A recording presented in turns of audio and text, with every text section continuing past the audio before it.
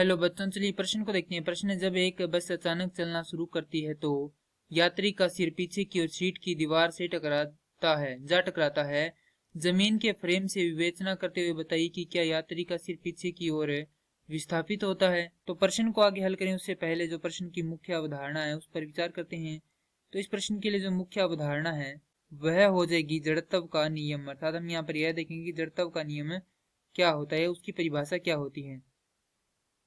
तो जड़त्व का नियम होता है कि न्यूटन के अनुसार जब कोई वस्तु या तो गतिमान हो या स्थिर हो तो उसकी उस अवस्था में या उस अवस्था को यदि परिवर्तित करें तो वह उसका विरोध करती है और वह अपनी क्या करती है, अपनी वही व्यवस्था बनाए रखने का प्रयास करती है। इसी को जड़त्व का नियम कहते हैं। अब दिया गया है कि जब एक बस अचानक चलना शुरू करती तो हम यहाँ पर क्या करते हैं, एक बस का कच्चा चित्र बनाते हैं।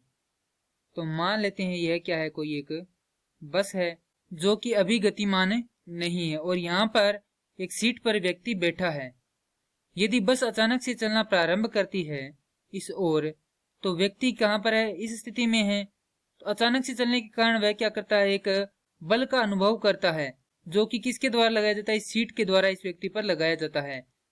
क्योंकि ये जहां पर बैठा है वह तो जो सीट है वह आगे की ओर गति करने के लिए क्या कर सकती है, यहाँ पर माफ कीजिए बस के कारण गति करती है, परंतु व्यक्ति अपनी जो स्थिर अवस्था है उसको बनाए रखने का प्रयास करता है।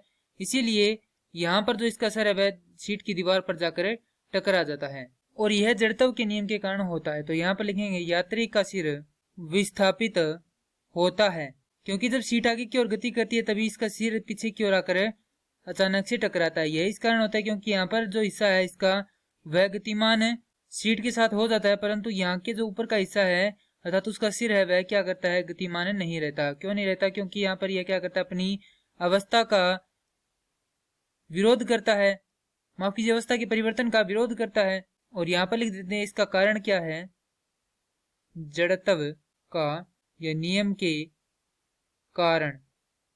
यही हमारे प्रश्न का उत्तर है। मैं आशा करता हूं कि यह प्रश्न आपको समझ में आया होगा। धन्यवाद।